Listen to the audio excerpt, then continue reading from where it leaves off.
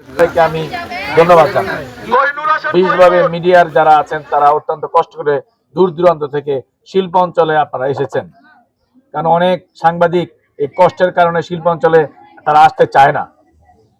আমি প্রথমে যে কথাটি বলবো, আর 2 দিন পরে ঈদ, এই ঈদ বাংলাদেশের মধ্যে যারা 18 কোটি মানুষের মধ্যে যারা শ্রমজীবী খেটে খাওয়া মানুষ, বাংলাদেশের মধ্যে যারা খেটে খাওয়া শ্রমজীবী মানুষ, এদের পরিবার পরিজন ছেলে মেয়ে এদের সংখ্যা প্রায় 6 কোটি। আজকে যখন ঈদ আসে, বিশেষভাবে গার্মেন্টস মালিকেরা আমরা দেখতে পাই বিজেএমই বিকেএমই তারা শ্রমিকদের বেতন এবং বোনাস দিতে তারা যেন একটু মোচড়ামুচড়ি করে। শ্রমিকদের বেতন বোনাসটা ঈদের আগে তারা দিতে চায় না, নানা অসুবিধার কথা প্রকাশ করেন। অসুবিধা হয়তো কারো থাকতেও পারে, কিন্তু কারো যদি থাকতে পারে, অধিকাংশেরই আজকে শ্রমিকদের বেতন বোনাস দেওয়ার ক্ষেত্রে তারা গড়িমসি করেন। বোনাস দিলেও বোনাস সময় মতো ঠিক তারিখে দেয় না, দিলেও যতটুকু বোনাস একজন শ্রমিকের প্রাপ্য হওয়ার কথা সেই বোনাস দেয় না, এবং বেতন ঠিক মতো টাইম মতো দেয় না। এতে করে আমাদের শ্রমিকদের অনেক অনেক অসুবিধা হচ্ছে, যার কারণে শ্রম মন্ত্রণালয়কে এই বেতন বোনাসের বিষয়ে কথা বলতে বাধ্য হতে হচ্ছে। কেন মন্ত্রণালয়ের কথা বলতে বাধ্য হবে? কারণ বিজেএমই বিকেএমই গার্মেন্টস মালিকদের তো তাদের তো বুদ্ধি আছে, তারাও তো ঈদ করে নাকি, তারাও তো মুসলমান ধর্মের লোক বেশিরভাগ নাকি, তো তাদের কেন জিনিসটা বুঝাইতে হবে? যদি মালিকের ঈদ থেকে থাকে তাহলে কি শ্রমিকের ঈদ কি দেয় নাই আল্লাহ নাকি? সবার ঈদ দিয়েছে। এখন আমাদের শ্রমিকেরা কিন্তু মালিকের কাছ থেকে বিনা পয়সায় কোনো কিছু চাই না, কাজের ন্যায্য মূল্য শ্রম বেতনটাই আমরা চাই। সেখানে এটা যখন আমরা পাই না, তখনই কিন্তু আমাদের মনে খুব কষ্ট লাগে। তখন মনে চায় এই শ্রমিক হিসাবে জন্ম নিয়ে আজকে জেলখানার কয়েদির চেয়েও আমরা খারাপ ভাবে জীবন যাপন করছি। আজকে জেলখানার কয়েদির ঈদ আছে, আজকে গার্মেন্টস শ্রমিক মোতালাম মনোরা সহ অধিকাংশ গার্মেন্টস কারখানায় শ্রমিকদের জেলখানার কয়েদির মতো ঈদ উদযাপন করতে পারতেছে না। সেখানে জেলখানার কয়েদিদের জন্য ঈদের দিন তাদের পোলাও মাংস করা হয়, জেলখানায় কয়েদিদেরও তাদের কিন্তু নানা প্রকার ভালো খাবার দেওয়া হয়। সেখানে এতিমখানায় ভালো খাবার দেওয়া হয়, রোহিঙ্গাদের জন্য ভালো খাবার দেওয়া হয়। তাহলে আমাদের গার্মেন্টস শ্রমিকরা সেই দিন ভালো খাবার কেন পাবে না, ঈদ কেন করতে পারবে না? আজকে এই যে মোতালেব বানার ফ্যাক্টরি, এইখানে আন্দোলন হয়েছে শ্রমিকদের পক্ষ থেকে, সারা বাংলাদেশ জানে, মন্ত্রী জানে, এমপি জানে, সচিব জানে, বিকেএমই জানে, বিজেএমই জানে, এসপি জানে, ডিসি জানে।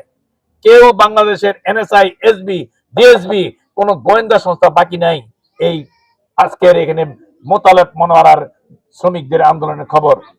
3 মাস যাবত বেতন নাই, 15 দিনের বেতন দিয়েছেন, জানুয়ারি থেকে মার্চ পর্যন্ত কোনো বেতন নাই, 1 টাকা বেতন নাই। বেতন আছে কোনো? 1 টাকা বেতন নাই। এই 3 মাসের মধ্যে মাত্র 15 দিনের বেতন দিয়েছেন। অথচ বিকেএমএর সভাপতি মিডিয়াতে গিয়ে এবং বিভিন্ন অনুষ্ঠানে গিয়ে উনি প্রচার করছেন যে বেতন দিয়ে দিয়েছি, বেতন দিয়ে দিয়েছি। আরে ভাই, কত বেতন দিয়েছেন? 3 মাসের মধ্যে মাত্র 15 দিনের বেতন দিয়েছেন, কারখানা তো বন্ধই করে রাখছেন। তারপরে আপনি বোনাসটা দেন নাই ঈদের মধ্যে। কত কত বোনাস শ্রমিককে দেখেন, লক্ষ লক্ষ কোটি কোটি টাকা খরচ করে আপনারা 30 পদের 40 পদের ইফতারি করেন, আর শ্রমিকের একটা বুট মুড়ি নাই শ্রমিকদের ইফতারি করার জন্য। এটা তো হতে পারে না। আমরা এই কারণে এর প্রতিবাদ জানাই, আমরা ধিক্কার জানাই, নিন্দা জানাই এইসব বিষয়ে। আজকে সরকারের কাছ থেকে, বাংলাদেশ ব্যাংকের কাছ থেকে গার্মেন্টস মালিকরা আজকে 14,000 কোটি টাকা তারা ছাড় নিয়ে চেয়েছে এবং তারা পেয়েছে, কিন্তু যাদের শ্রমিকদের জন্য এই টাকা দিয়েছে, এই টাকা কিন্তু অনেক শ্রমিক পায় নাই ঠিক মতো। এবং আজকে মোতালেব মনোরা না পাওয়ার কারণে আমরা সরকারের কাছে দাবি দিয়েছি, মন্ত্রীর কাছে আমি দাবি দিয়েছি, সরাসরি বলেছি, ডিসি সাহেবকে বলেছি, এসপি সাহেবকে বলেছি, আর বিভিন্ন কর্মকর্তাদের বলেছি, এমপি কে বলেছি, মন্ত্রীকে বলেছি, কিন্তু শ্রমিকদের ভাগ্যে 1টি টাকাও তাদের হৃদয় কাঁপে নাই। তারা নানা জায়গায় দান করতে করতে মিডিয়ায় দেখি তারা দানবীর হয়ে গেছে।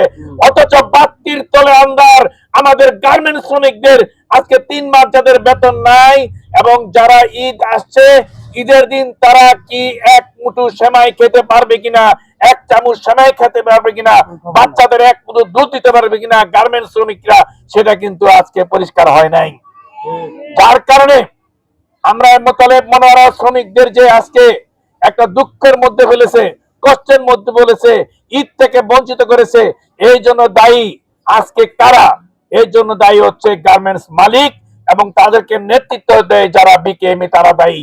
আজকে যদি সঠিক মানবিক দৃষ্টিভঙ্গি থাকতো, আজকে যদি মানবতার দৃষ্টিভঙ্গি থাকতো, তাহলে খেয়াল করা হতো যে ধর্মীয় দৃষ্টিভঙ্গি থাকতো, একটা শ্রমিক যেন ঈদ থেকে বঞ্চিত না হতে পারে। আজকে তাদের দায়িত্ব ছিল সেখানে, তাদের এই দায়িত্ব পালন না করার কারণে আজকে বাংলাদেশ টেক্সটাইল গার্মেন্টস শ্রমিক ফেডারেশন, আমরা একটা শ্রমিক ফেডারেশন, আমাদের নেতৃবৃন্দ, আমরা এই বছর ঈদের টাকা থেকে আমাদের টাকা সঞ্চিত করে আমরা ঈদ থেকে এবার আমাদের পরিবারগুলিকে আমাদের কোনো কিছু কম দিয়ে সেই টাকাগুলো সংগ্রহ করে আজকে আপনাদের সামনে এনেছি। আমাদের পক্ষ থেকে যদি একটা সামান্য অন্তত দুধ চিনি সেমাই দিতে পারি, এটা আমরা শান্তি অনুভব করবো যে আমাদের শ্রমিকদের মুখে আমরা চেয়েছি।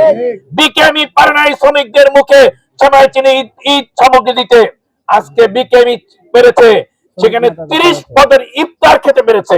শ্রমিকদের মধ্যে অভুক্ত বুকা চেকেছে, শ্রমিকদের মধ্যে তারা কিন্তু কোনো ঈদ সামগ্রী দিতে পারে নাই। যার কারণে এই গার্মেন্টস এর সামনে আমরা বাধ্য হয়েছি আজকে, আমরা এটা মানবিক কাজ মনে করছি এবং এটা অত্যন্ত আমরা একটা হৃদয়ের কাজ মনে করছি যে আমাদের নারায়ণগঞ্জের শ্রমিকরা ঈদ থেকে বঞ্চিত হবে, ঈদের দিন সময় খেতে পারবে না, ঈদের দিন পরিবার নিয়ে ঈদ করতে পারবে না, এটা আমরা মেনে নিতে পারি না। যার কারণে আজকে আমাদের আয়োজন। আমাদের সাংবাদিক ভাইদের বলবো, আমাদের এলাকায় যারা আছেন তাদের বলবো, আসলে এই ঘটনা কত নির্মম এবং আপনার বাস্তব দেখেন। আমরা অনেকে আজকে কিভাবে তারা দান করতে করতে দানবীর হয়ে যাচ্ছেন, অথচ আমাদের শ্রমিকদের আজকে এক ফোঁটা ঈদ করার জন্য একটা কোনো কিছু নাই। আমরা এই সামান্যতম আমাদের পক্ষে আয়োজন টেক্সটাইল গার্মেন্টস শ্রমিক ফেডারেশনের পক্ষ থেকে 350 জন শ্রমিকের জন্য আমরা দুধ চিনি সেমাই এগুলোকে আমরা সংগ্রহ করে এনেছি। আপনাদেরকে দিলে আমরা সেটা আনন্দিত বোধ করবো, একসাথে যেন আমরা ঈদ করতে পারি, কেউ যেন ঈদ থেকে বঞ্চিত না হয়। এই জন্য আমরা আজকে আমাদের এই আয়োজন, আমাদের এই জন্য আপনারা সর্বাত্মক সহায়তা করবেন।